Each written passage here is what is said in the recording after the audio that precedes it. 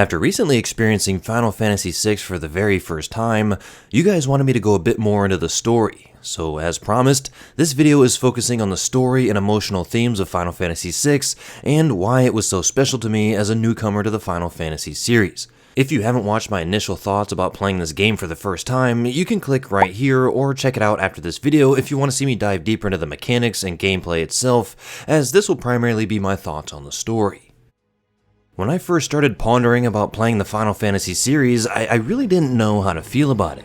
And that might sound strange if you haven't been watching this channel for very long, because if you have been, you'd know that I've never really been a fan of turn-based RPGs, at least not until as of recent. I've just always preferred games that keep my hand-eye coordination busy, where movement, timing, and mechanical skill drive the majority of the experience.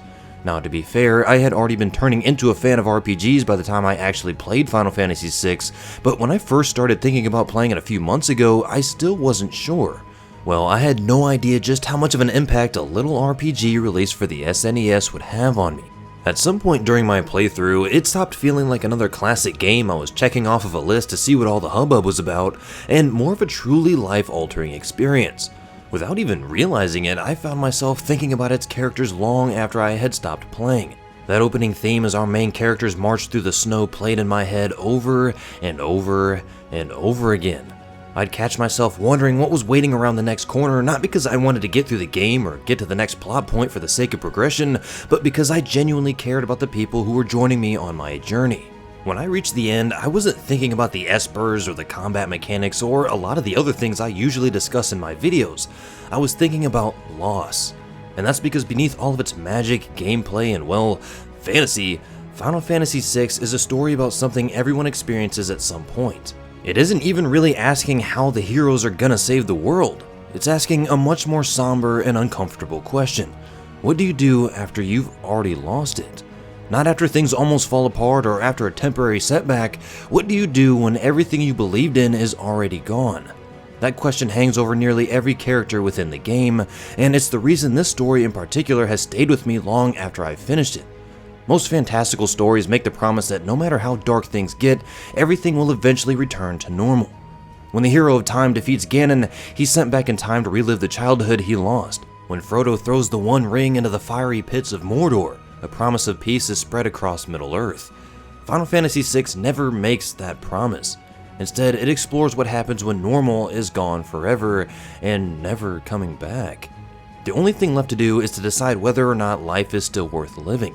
What's amazing is how quickly the game establishes that feeling without saying very much at all. The opening remains one of my favorite introductions in any video game ever. 3 Magitech armors slowly marching across a frozen landscape toward the mining town of Narsh, while Terra's theme quietly plays in the background. There aren't any huge explosions, each competing for your attention, or lengthy speeches explaining the entire world. Instead, the game relies almost entirely on atmosphere. Endless snow stretches toward the horizon, with mountains towering over these tiny mechanical walkers, and the music oozes a sense of loneliness that, even while writing this, is difficult to describe. Even before I understood the story, I could feel that something was very wrong. That feeling becomes even more powerful once you realize that this isn't a thriving fantasy world just sitting around waiting to be threatened by an evil force. Civilization has already been living in the shadows of a catastrophe that happened centuries ago. All magic has nearly vanished, with the world rebuilding itself through a means of technology instead, and the scars of its past have never fully healed. I wasn't stepping into the beginning of a grand adventure. I mean, I was, but not in the usual sense of the phrase. I was stepping into a world that's already survived one apocalypse without realizing another one is just beyond the horizon. Standing at the center of all of this is Terra. At first, she seems like a pretty familiar protagonist, somebody with mysterious powers, forgotten memories, and questions surrounding her identity. You know, the typical tropes. But the more time I spent with her and learning who she is, the more I realized that this wasn't going to be just another run-of-the-mill chosen hero. The narrative was asking me something far more thought-provoking. What happens when someone's never been allowed to become a person in the first place? For years, Terra lived beneath the Empire's control, stripped of her free will and used as nothing more than a weapon. Every decision she's made really belonged to someone else. Every battle she fought served people who viewed her as a simple tool instead of an actual human being. So when those shackles of control are finally broken, she doesn't suddenly experience the feeling of pure freedom. She experiences emptiness. She has no idea who she is because she's never been given the chance to decide who that would be.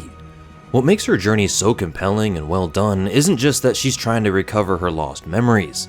It's that she's trying to discover an identity that she never had the opportunity to build, which is so much deeper than I was expecting. While so many protagonists find themselves through confidence or destiny, Tara finds herself through compassion. She gradually learns what kindness, family, sacrifice, and responsibility actually mean. And watching someone slowly discover what it means to care for other people became one of the most quietly powerful character arcs I've experienced in a game, and I really do mean that. And the crazy part? That was just one character. Just about every major character enters into the story carrying baggage that's existed long before my adventure began. None of these characters are squeaky clean or generic. Locke hides overwhelming guilt behind his determination to protect everybody around him. Edgar masks responsibility with effortless charm and charisma. Sabin abandoned an entire throne just because it was never the life he wanted to live. Celeste struggles to reconcile the person she used to be with the person that she's trying to become, while Shadow keeps everyone at an arm's length because his own past has convinced him that getting close to someone only leads to regret. Again, these aren't heroes waiting for some adventure to give their lives meaning. They feel like real people whose lives have been filled with complications and struggles since the beginning. Something I feel a lot of us can get behind. They all have regrets, failures, relationships, and dreams they've abandoned have long since passed. In a lot of stories, it's the adventure that creates those scars. But these scars have already been a part of these characters for a very long time. The story just forces them to confront them. That empathy extends beyond the heroes and into the game's greatest antagonist. When Kefka first appeared, to be honest with you, I really didn't understand why so many people considered him to be one of the greatest villains of all time. Between the over-the-top colorful outfit, the constant cackling, and his theatrical personality, he initially came across as more irritating than intimidating.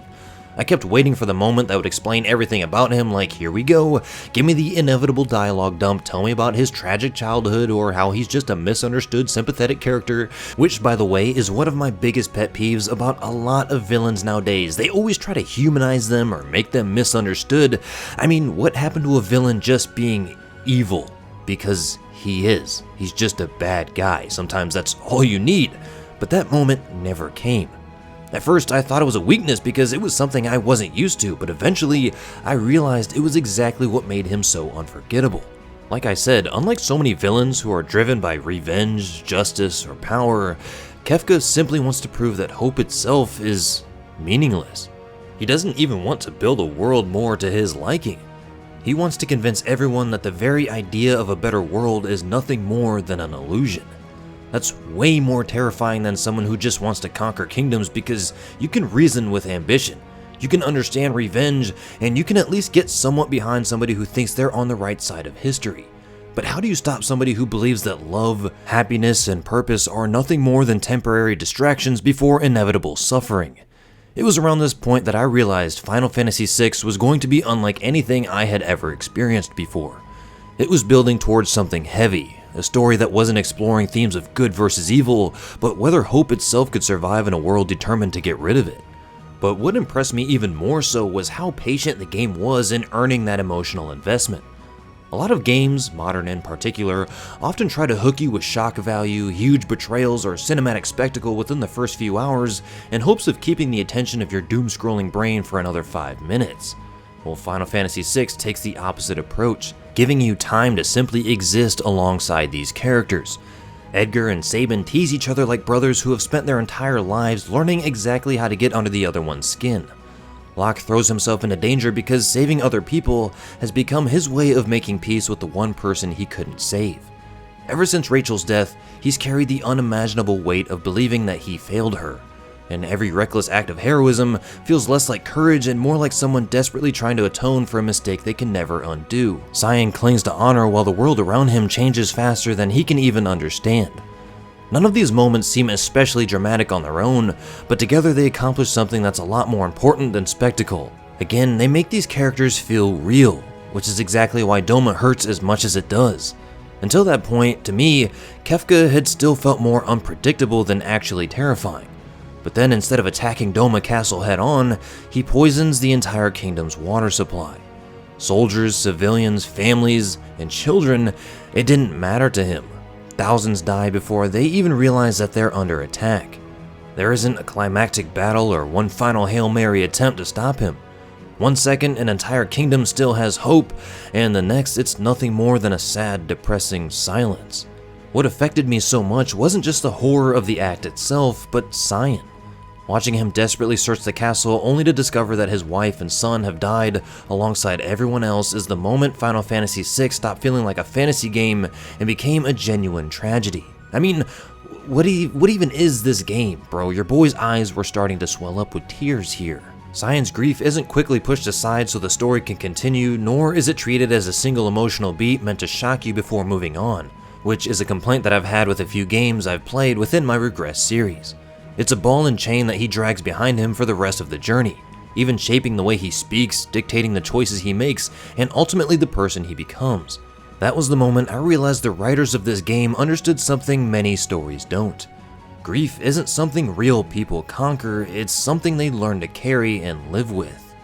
One of the things I found myself enjoying a lot was the story progression and pacing. I hate to beat a dead horse here, but again, a lot of games far too often try to win over your emotional investment with constant spectacle and increasingly higher stakes, but Final Fantasy VI understands that the moments that usually stick with us aren't always the biggest or loudest ones. They're the ones we spend the most time living in. By the time I reached the floating continent, I felt like I had already traveled across the world with its cast of characters for dozens of hours, because, well, I did. We'd pushed back against the Empire together, gathered allies, and I genuinely started to believe that maybe things were finally turning around. It felt like the usual one last assault or one decisive victory and then the end. Instead, something I never expected to happen, happened. The villain won. The floating continent felt unsettling from the very moment I arrived.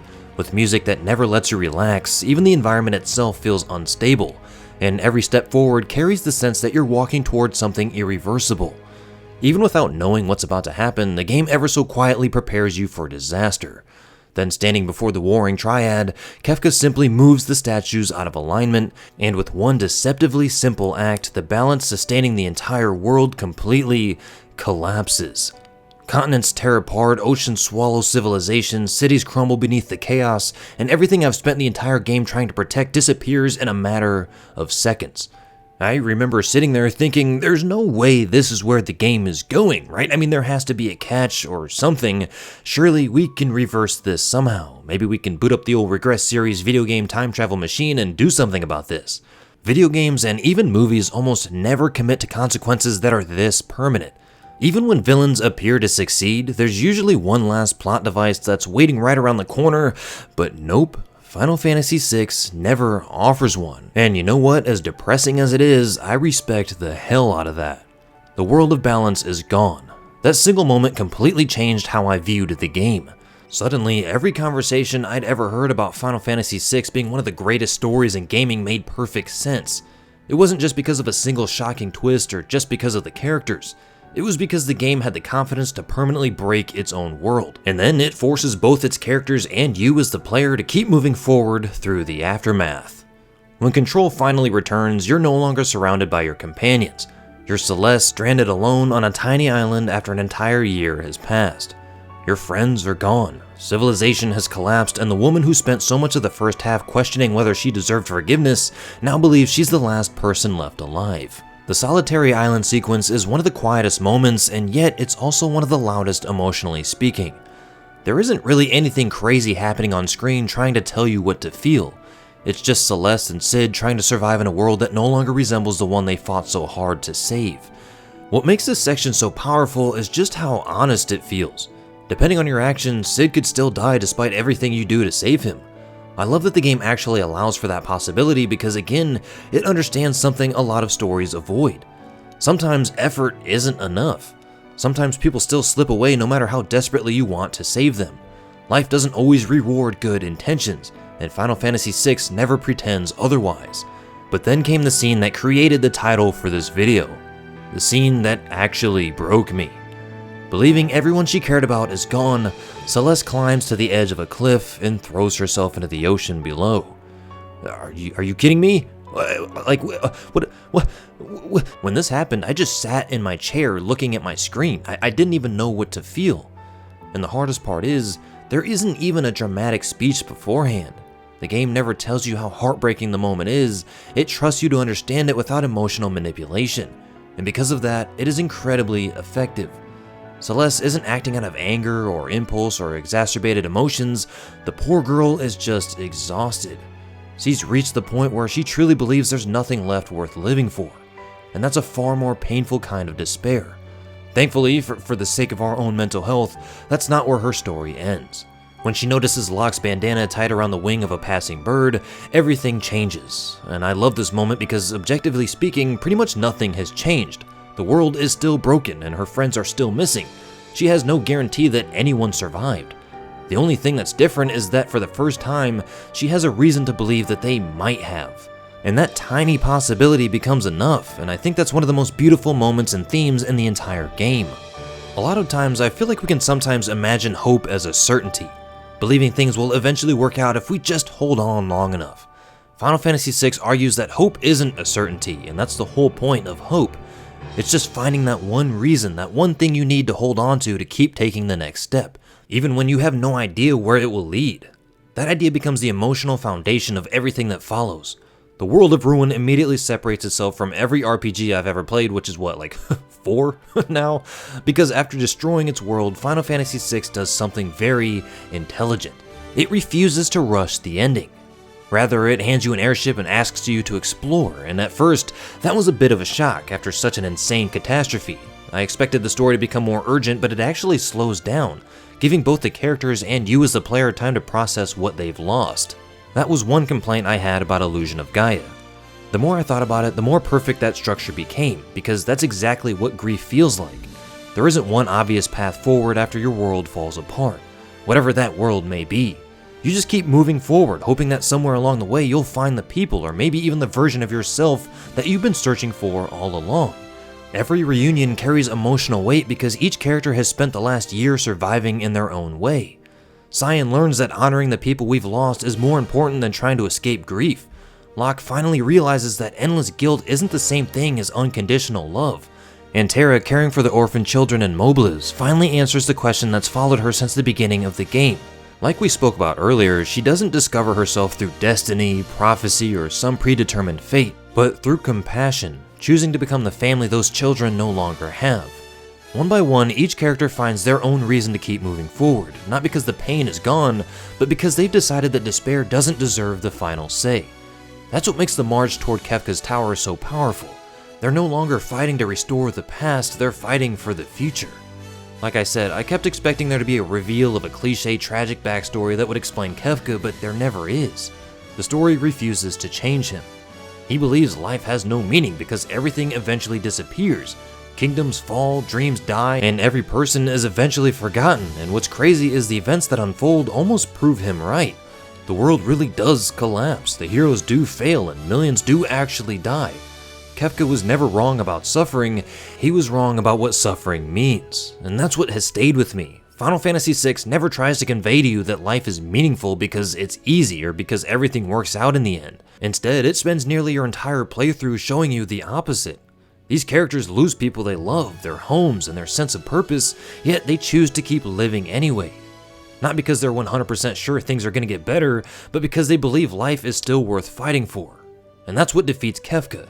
Not stronger magic or a legendary weapon, but the belief that purpose isn't something the world gives us, rather it's something we choose to create. Looking back, that's why Final Fantasy VI has affected me so deeply. I expected the usual incredible pixel art and great music and another legendary game I could finally appreciate, and don't get me wrong, I definitely got all of that, but it was the humanity of the story that won me over. I came into Final Fantasy VI expecting to understand why it was historically important and have a good time doing so, but I left understanding why people love it so much. It tells a story that understands grief without becoming cynical, regret without becoming completely hopeless, and healing without pretending that pain ever disappears. And well, maybe that's why this game has endured for more than 30 years. Great stories last because they touch on something timeless. At some point, every one of us will lose something we can never get back. Maybe a way of life, a career, a life-altering event, or even a loved one. Final Fantasy VI never says that those losses happen for a specific reason, or that everything will return to the way it was. Instead, it asks me a much harder question. Now what? What do you do after your world falls apart? How do you keep moving forward when grief is endlessly pulling you backwards? Those were the questions that I carried with me after the final moments of the game. Not how I defeated Kefka or whether or not I liked the turn-based combat. Again, if you want to hear those things, I do have a video you can check out after this one, because in the end, Final Fantasy VI was never really about saving the world. It was about ordinary people refusing to let unimaginable loss define the rest of their lives. It was about choosing hope even when there is no guarantee everything will be okay. When I started this journey, I thought I was finally playing one of gaming's greatest classics and another entry into my Regress series. What I didn't realize was that I was about to experience one of the most profoundly human stories I've ever encountered. And that's why Final Fantasy VI didn't just shock me, it reminded me why stories matter in the first place.